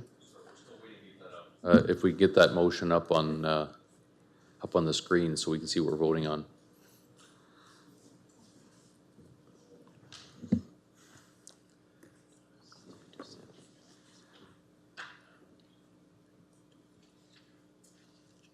While we're waiting, maybe Councillor Bondi has a question. Thank you, Mayor Kim. No, not a question, just another comment. I'm not going to support the deferral just because I think I can predict what's going to happen here. We're kind of at renovation 2.0 already, right? Like this exact blueprint was refused by the last council based on the cost and et cetera. So if we vote to defer, whatever, I have a pretty strong feeling that administration is going to come back and say, no, those are all pretty bad ideas. The cost is going to be exorbitant. You're not going to really achieve what you want to do. So why don't we just vote on it tonight? And, you know, really, does anybody sitting around here actually think administration is going to come back and say, yeah, that whole renovation thing was a terrible idea. And what we'll do is we'll just do minor changes. That's not going to happen. So I'm not going to be in favor of the referral. I hope we just vote on the entire plan this evening. Thank you. Councillor Latimer? I think it'd be worthwhile for two things. One, I think it is important that we have more information and that the public knows we've looked at that information. I also think it's important, I wanted to have Thomas explain the codes with regard to if we had that major failure of the HVAC, we would automatically have to upgrade the accessibility because we have to do that according to the provincial building code, correct? Thank you, Mayor. So the solutions that we have looked at, and we've looked at many for the HVAC system, in our opinion, it will trigger an extensive renovation. I have talked to the CBO. We have talked to our architects as well. Our CBO does not wish to state that until he sees the final architectural drawings. But everything that we've described, everything we see, we believe that this will trigger an extensive renovation. I have one more. And also, if you just did the piecemeal, you improved the accessibility, i.e. took that elevator out, put another one in that's larger. Move the walls around for the washroom, move things here, built this up so you can make it more accessible. We would have to, by code, meet the full accessibility criteria. Correct? Yes, in particular with the elevator and the washroom, you're changing walls, so Exactly. that would trigger an extensive renovation. So That's why moving to the first floor is more economical because you don't need an elevator then to be upgraded to the latest code, for example. We can work with the CBO on that one.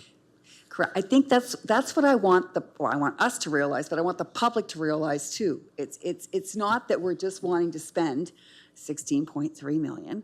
It's that the HVAC system is just like your house. If you don't take care of it, you end up paying more. And we've already put it off now, 2017, so 3 years. So we've got the bottom, it's not if it's going to fail, it's going to fail.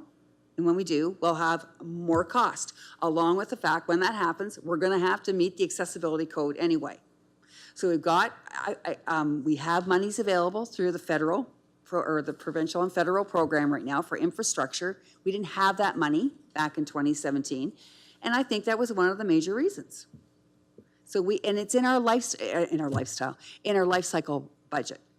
So and I'm Michael, I think if they bring back more information, we're going to feel better about it. The public's going to have more information. And I think we might see ourselves being a little more proactive that way and not just automatically saying, well, no, we're never going to get through this because they don't want to see us spending money here. Councillor Thompson, followed by Councillor McGrail. Thanks, I appreciate a little bit of latitude here. I'm just concerned, we're talking about a lot of money, and we're talking about extra money being available, but we also need to remember that with the recent announcements from the provincial government, we're looking at a multi-million-dollar shortfall in the 2019 budget already. That is something we have to deal with. I'd also like a legal opinion on if fixing the furnace is going to trigger an extensive renovation.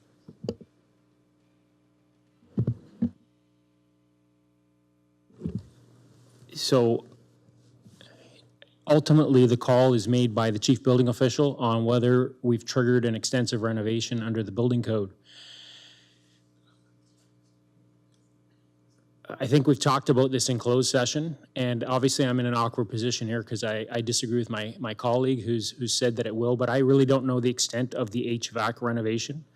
But I would think we need more information before we can ask the CBO for an opinion. Certainly, once we do trigger that extensive renovation, it will require a complete overhaul of this entire building, including installation of sprinklers, full accessibility standards, and all of that.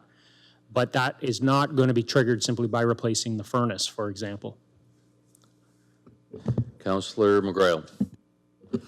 Thank you, Mayor Caniff. So my question is Thomas, is that you kind of referred to that there is maybe grants available. So I would really like, as we go through this, is your opinions to, that 16.3, let's take off those possible good chance to get those grants, and what is that final number? So thank you. If we defer, I can go through that and provide you with more detail as well. Okay, seeing no other questions, we'll put this to vote.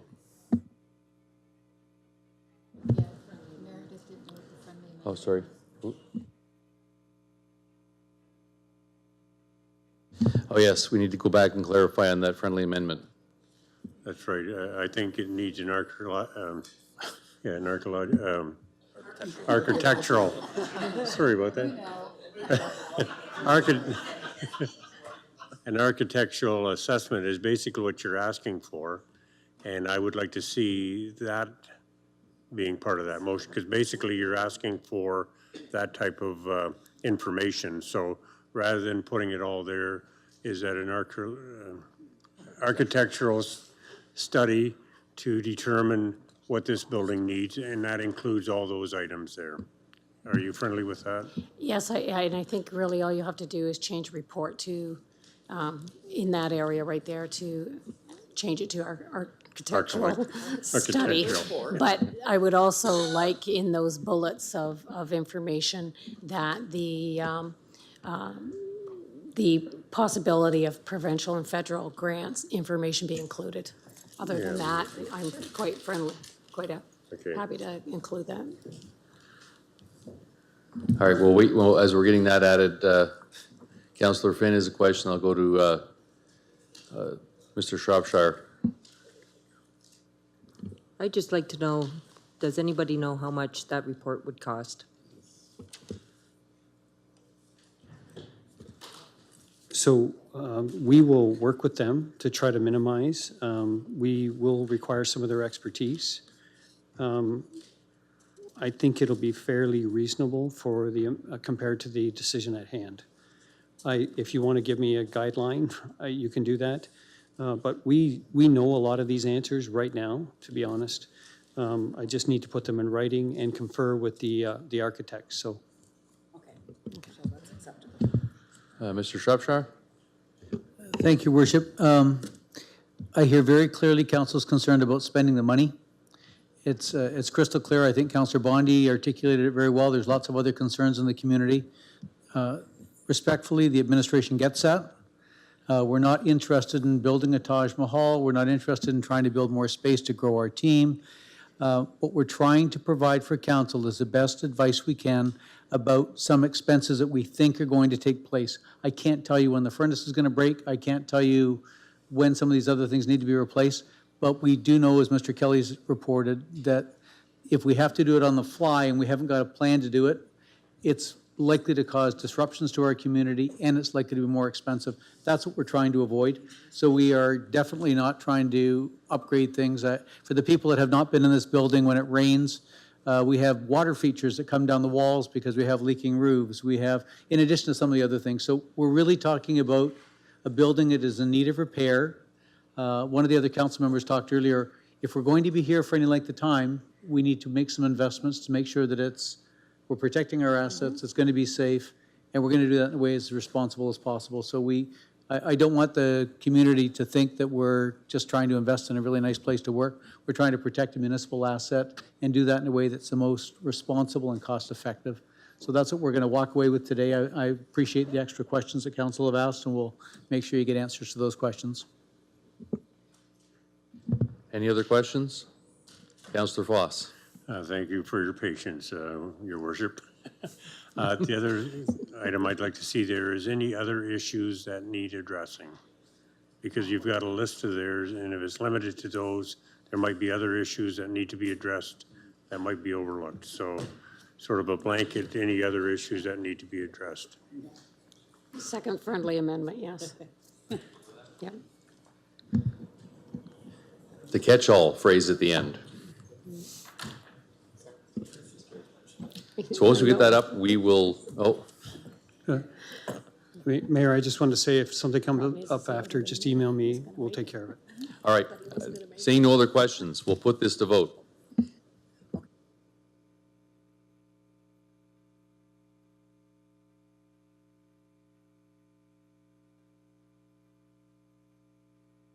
All votes are in. Motion passes 14-4.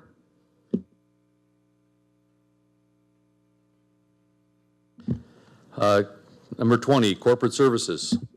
20A, appointment bylaw.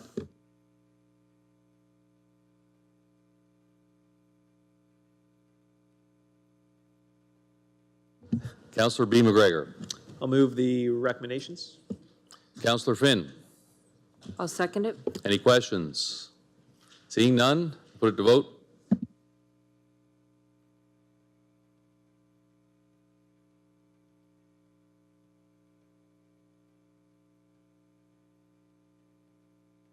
All votes are in. Motion passes 18-0.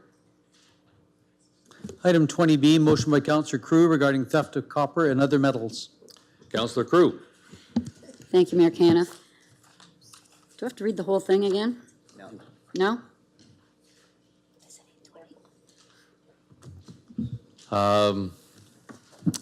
What should we, no, that's fine. Okay, I'll just read. I would like administration to bring back a report regarding the need for a bylaw relating to the buying and selling of scrap metals such as copper and other metals by September 9, 2019 meeting. And in this report, to include but not limited to other municipalities' requirements, cost for such a license, review existing bylaws involving scrap yards and precious metals, and stakeholder input. I so move. Okay, seconded by Councillor Oche. Yes, I'll second that. Any questions?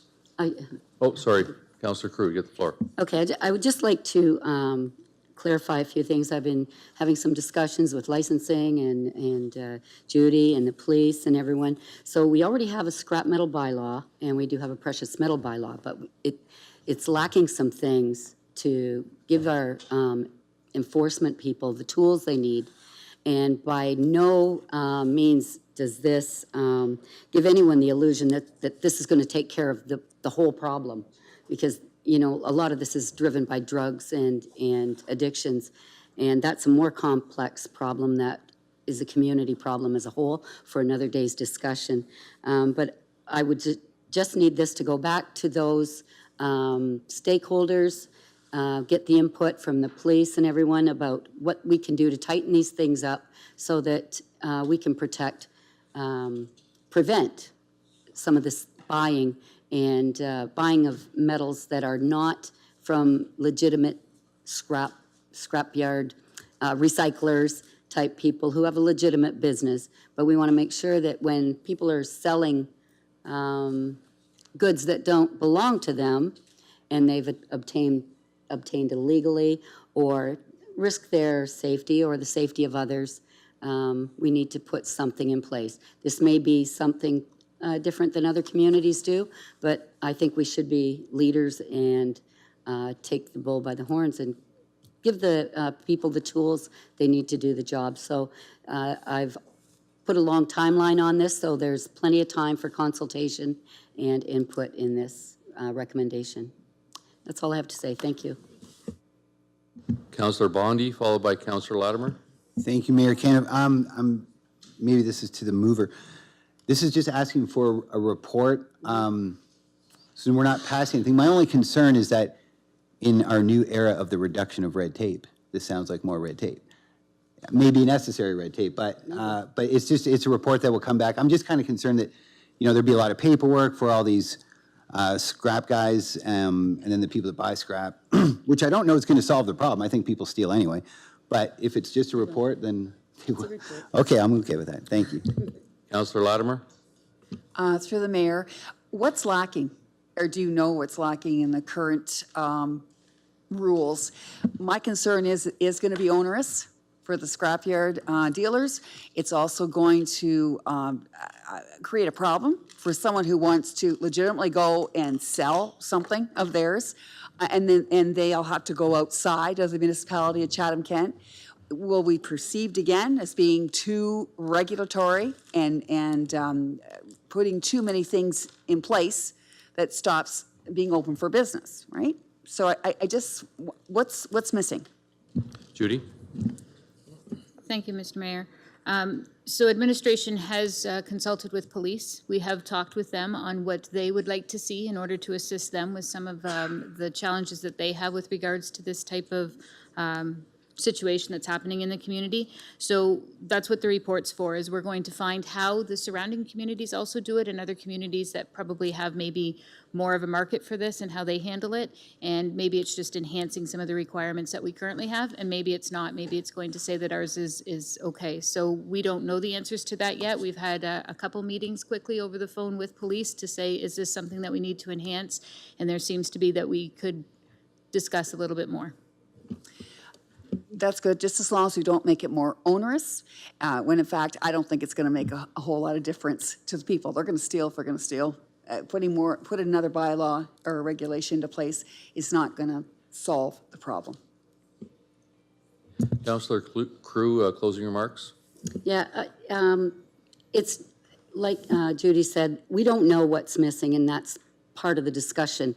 And the discussion will include the scrapyard owners and everyone, all the stakeholders. We don't want to stop legitimate business people from conducting business, but it's the people that are stealing copper tubing out of housing developments, out of bridges that we're building and causing more shutdowns. And cemetery plaques, exactly. So it's to get the answers that we don't know. It's tightening up what we have a bit, but not putting a lot of red tape. And red tape, I look at, sometimes it's to protect us and our citizens. So sometimes you got to do what you got to do. That's all. Okay, we'll put it to vote.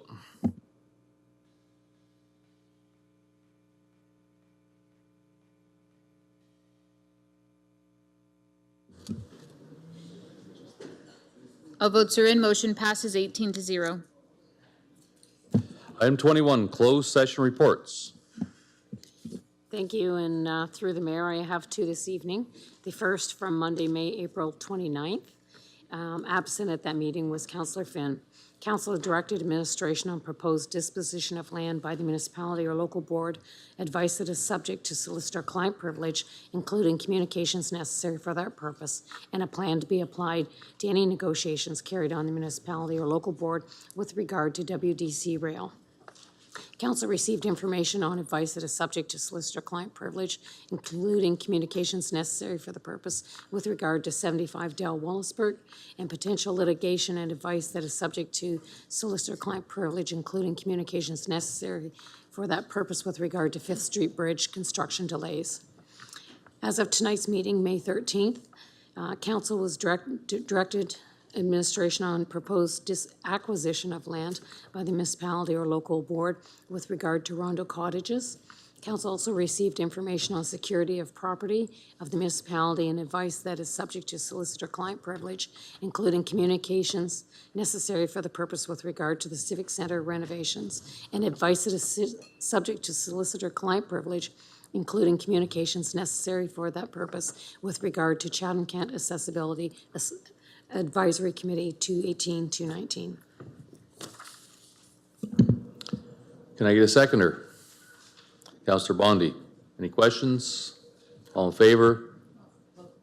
Oop. Oh, sorry, vote electronic voting. We'll put it to vote.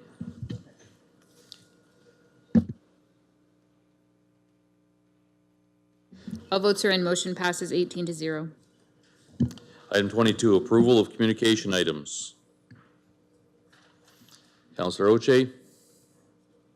Put forward that motion. Councillor Foss. No move. Any questions? All in favor? Opposed? Carried. 23, non-agenda business. Councillor Sakachi. Couple quick things. I just wanted to touch base with Chief Crawford and thank him for coming down to Erie-O and speaking with some of the constituents in regards to our flooding in along the shoreline. Also, thanks to Thomas Kelly for being available all weekend for any questions and concerns, and Mr. Norton as well. And last meeting, I didn't get to it. I just wanted to thank Mayor Caniff and his family on behalf of the community for the concert he put on for the Children's Treatment Foundation. I think that was an excellent thing and a very generous thing for you to do, and just wanted to let you know I heard a lot of people say how much they appreciated that. So thank you for that, sir, and your family as well. Councillor Bondy. Thank you, Mayor Caniff.